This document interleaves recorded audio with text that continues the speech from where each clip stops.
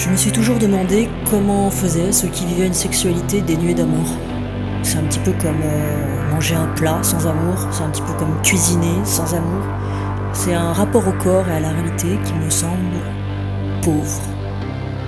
Et cela me semble difficile pour moi qui suis entière, impliquée dans mes relations, avec une connexion sur plusieurs niveaux de conscience. Je constate à quel point la dissociation, dont je parlais dans le podcast précédent, est un problème de société globale et que cette dissociation du corps, de la terre et donc de la nature, de notre nature, implique aussi la sexualité. Salut à tous, je suis Nadj, artiste guitariste de rock, peintre, poétesse. J'accompagne aussi en soins depuis des années et j'ai à cœur de rendre au corps ses lettres de noblesse. J'ai vécu l'abus sexuel dans mon enfance et plusieurs traumas dans ma matrice de femme avec des grossesses non abouties.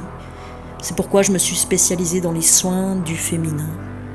Je me suis penchée longuement sur l'alchimie sexuelle, ses impacts, le couple étant aussi une grande source de réflexion et d'introspection.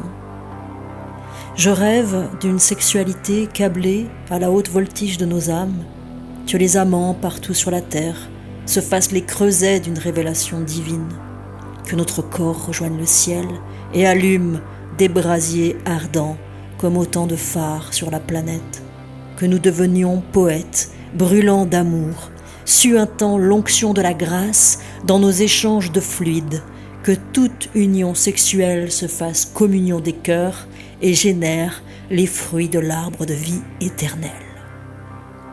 Je rêve. À l'heure de grandes révélations sur les scandales d'abus sexuels partout dans les médias, puisque la bête se montre enfin telle qu'elle a toujours été, solarisons-la au grand jour, que notre conscience allume sur le déni mondial, le déni de soi, le déni de nos ombres refoulées. Parlons et soignons nos plaies tant que nous le pouvons. Si je vous dis que les énergies qui circulent entre nous dans nos rapports sexuels peuvent nous affecter longtemps et provoquer une alchimie sur tous les plans de notre être pendant des années, est-ce que cela est trop difficile à entendre ? Car je connais déjà quelques hommes avec qui j'ai partagé ma vie qui se moquaient de nos connexions invisibles, en dénigrant finalement la notion du partage de nos territoires et de ce que cela implique en termes de responsabilité. Comme se moquent la plupart des personnes qui négligent leurs affects, l'impact de leur sexualité sur leur psychisme, le lien entre le corps et l'esprit. Alors de là à imaginer que cela puisse affecter leur âme, faudrait-il encore admettre en avoir une ? Je compare l'énergie vitale à un serpent ondulant à travers notre corps. Une prise de terre tellurique qui monte comme la sève d'un arbre jusqu'au ciel et qui redescend nourrie de lumière par ses racines célestes. Cette mécanique électromagnétique, cette onde qui devrait respirer naturellement, est un grand circuit entre notre partie animale faite de terre et notre part éternelle cosmique. Nous devrions, si nos circuits fonctionnaient correctement, nous illuminer en permanence dans une danse entre notre réalité animale et cosmique.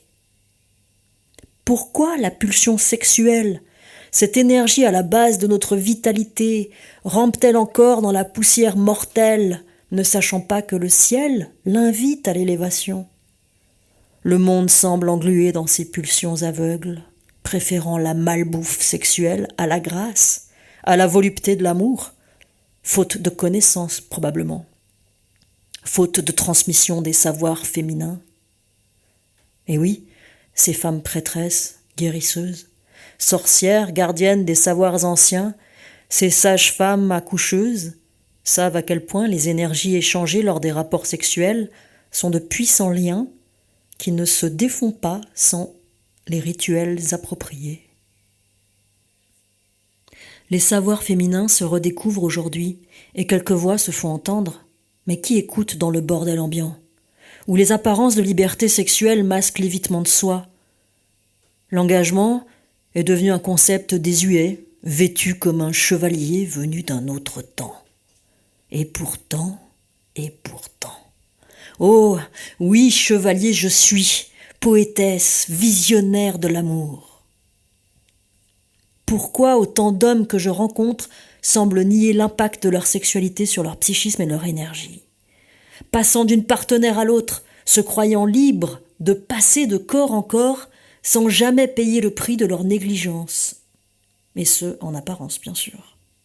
Ou ils se réfugient vers le porno en niant le désastre qu'ils infligent à leur cœur, à leur âme, se vidant de leur substance vitale à travers des relations fantasmées, où leur psychisme s'accroche à des images comme à une drogue, préférer l'irréel au réel relationnel. Sorte de McDo de la nourriture affective, le retour de bâton est ignoré, comme toute la réalité énergétique et psychique finalement. On en est là.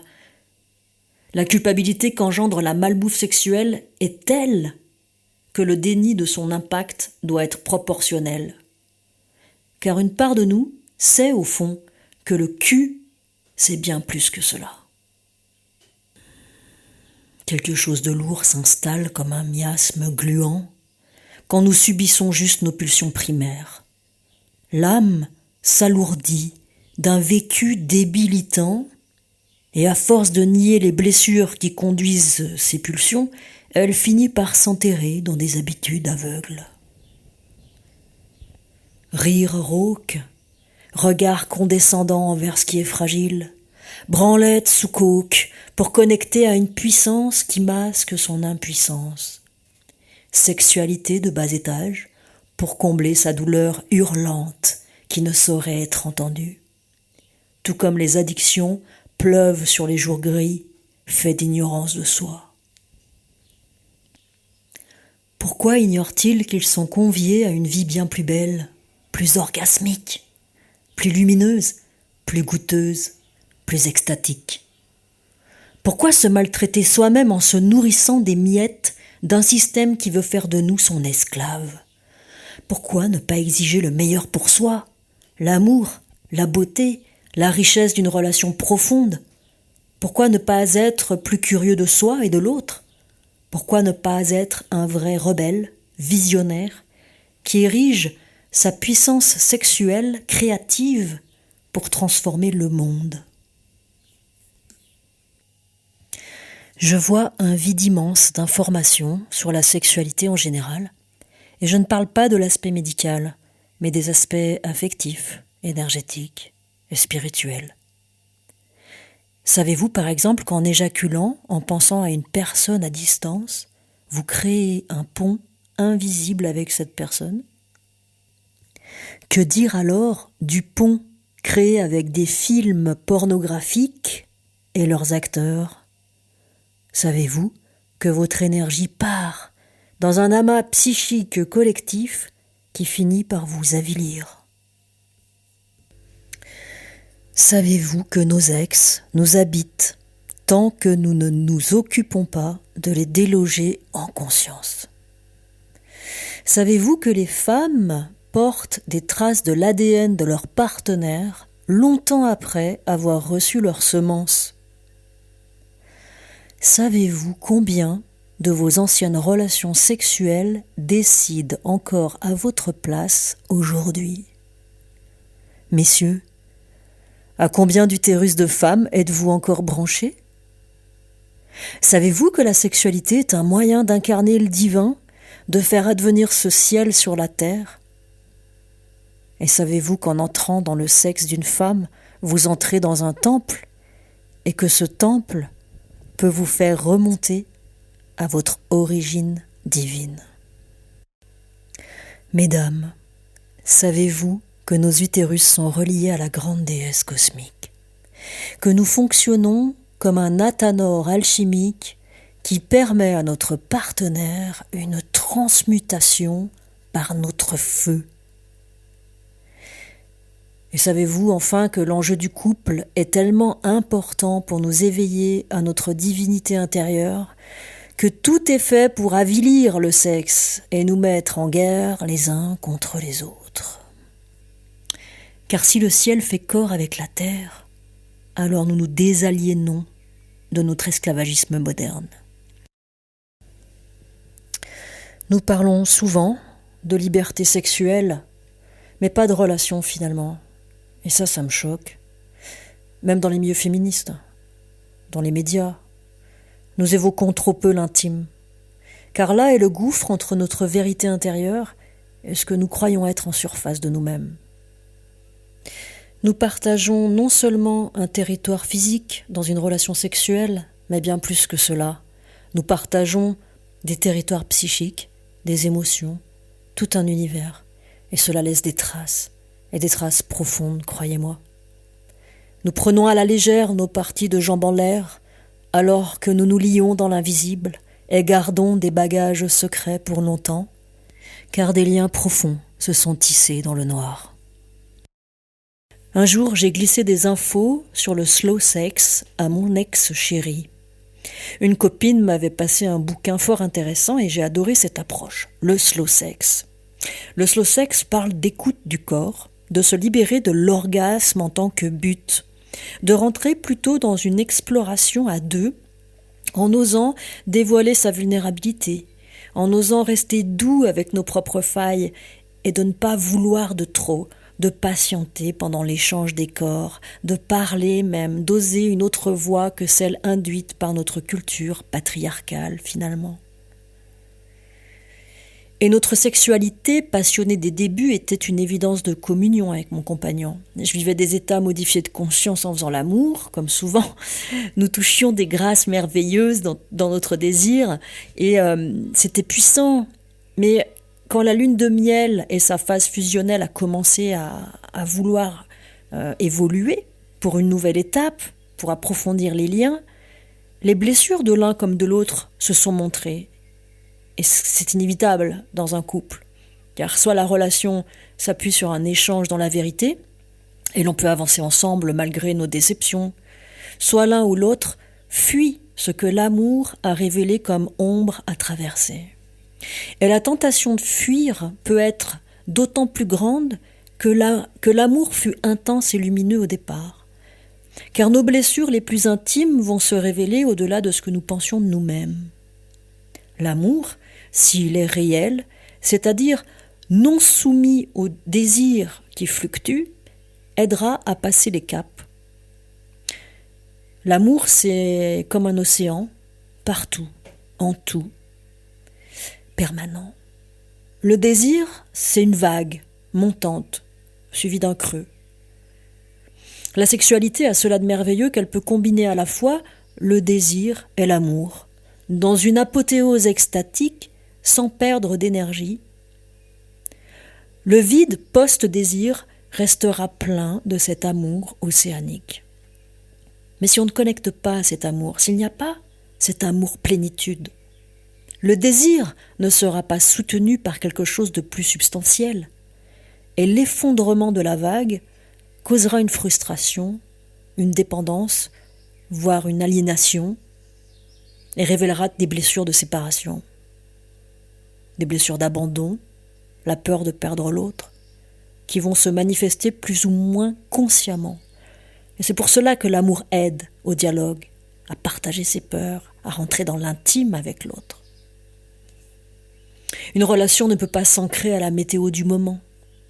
Le désir seul ne suffit pas.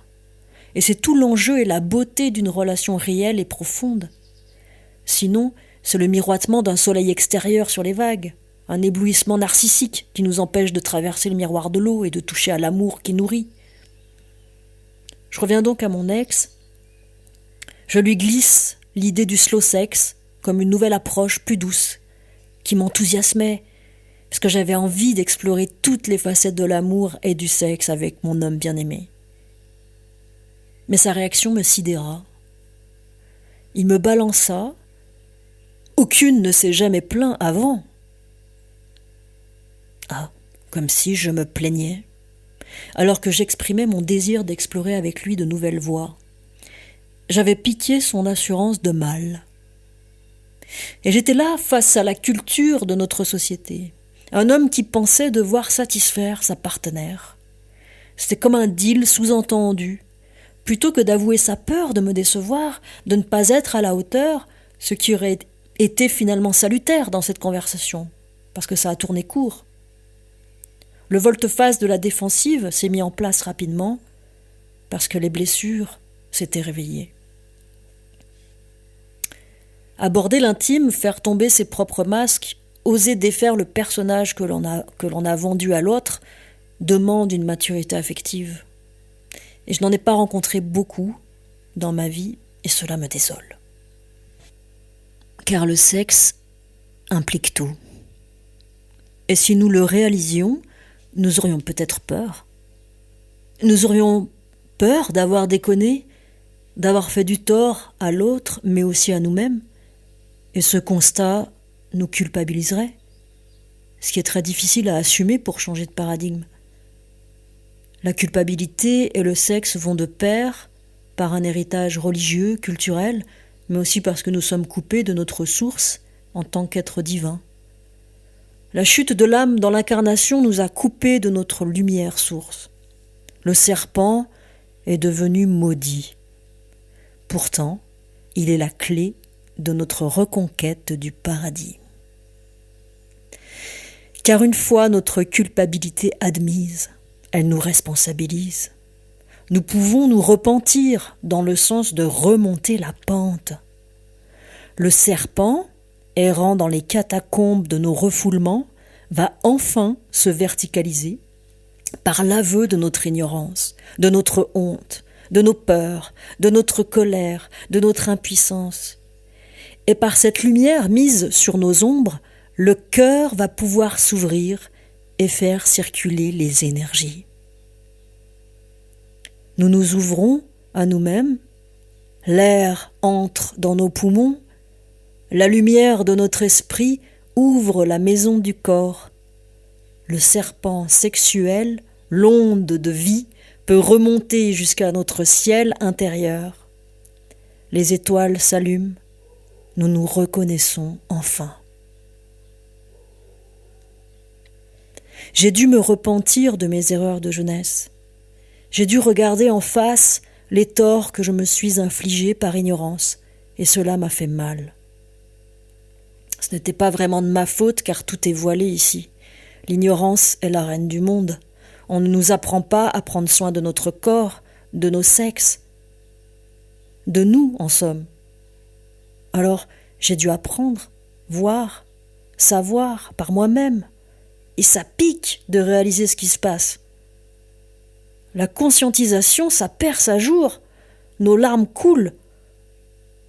On tombe à genoux. On veut se réparer. On veut pouvoir mieux faire et changer les choses autour de nous, contribuer à plus de conscience. Mais qui apprend aux jeunes femmes que leur corps est sacré, que leur sang, leur cycle féminin est sacré? Qui explique aux jeunes hommes que leur phallus est sacré, que la sexualité est l'occasion pour eux de canaliser leur énergie, de la diriger de façon à féconder des projets heureux pour eux-mêmes? L'énergie sexuelle créatrice est si puissante qu'elle est détournée très tôt dans l'enfance pour corrompre les individus, les soumettre à des lois stupides, les rendre esclaves d'un système qui leur coupe les ailes. Le sexe est un moyen de nous rappeler de l'amour qui nous a donné un corps. Et cela au-delà de la relation plus ou moins heureuse de nos parents, souvent désastreuse sexuellement même, je dirais. Leur accouplement et notre conception pouvant être déjà une source de malentendus secrets, d'attentes, de désirs plus ou moins assouvis, d'orgasmes fins ou de jouissances sans partage du cœur. Rares sont les conceptions à la lumière de la communion céleste finalement. La chute est déjà dans cette venue dans un ventre qui porte une histoire de souffrance, parfois trop lourde à dire. Et cette chute se perpétue comme un enfer qui tourne en boucle. Nous rejouons sans cesse le film raté de ce qui aurait dû être une grande joie, un miracle de la vie, une célébration. Notre existence même devrait être un émerveillement des sens. Mais un bruit sourd gâche la fête, une sorte de malédiction qui nous colle au basque. Tout est déjà tellement perverti autour de nous qu'il est difficile de s'ériger en solitaire loin du groupe, de la famille, qui elle-même a déjà consenti à se taire sur ses émotions enfouies. Nous sommes conditionnés à nous vendre pour exister, à devoir mériter notre pain, à désirer des sucres rapides pour pédaler au-dessus de notre vide existentiel. Les assouvissements immédiats provoquant encore plus de honte refoulée, le poids du passé nous accable, nous prenons de plus en plus de drogues virtuelles et nous nous en voulons encore plus. C'est l'inertie, l'alourdissement du poids, on s'éteint, on ne veut plus se réveiller. On fait un barbecue le dimanche, on boit l'apéro, on mate un porno, notre femme prend du poids, on se demande pourquoi. Même pas. La télé fait le job de notre cerveau. Alors oui, je sais, c'est un sombre tableau et pourtant il est si commun. Mais vous qui m'écoutez, vous êtes à la marge. Je prêche dans le désert, nous sommes une marge qui observe, qui peut écouter une autre musique peut-être que le discours ambiant. Mais regardez la misère sexuelle dans laquelle se trouve l'humanité. La bête de l'Apocalypse est en train de se faire allumer. On la voit plus que jamais. Autant de décadence, de perversion. Il s'agit de nos inconscients qui remontent à la surface. Et ça pue et ça craint. Et je disais que le sexe est pourtant le moyen de nous rappeler de l'amour. Mais oui, car une fois la bête vue pour ce qu'elle est, nous pouvons la rédempter par le feu du ciel. C'est bien cela l'Apocalypse, non ? La révélation solaire ? Nous y sommes. Il s'agit de ton serpent à allumer de conscience. L'énergie sexuelle héritée de ta famille pour que tu naisses avec ce corps qui te pousse à créer. Et toute l'ombre qu'elle porte, tu peux en faire une œuvre d'art. Une œuvre apocalyptique. Un serpent de diamant. Un poème du feu de Dieu qui ouvre les sceaux du néant. Une voix gronde dans les tréfonds de la terre. Un dragon de désir remonte le volcan. Le ciel étoilé s'ouvre pour l'accueillir. Un orgasme cosmique s'entend aux quatre coins de l'univers.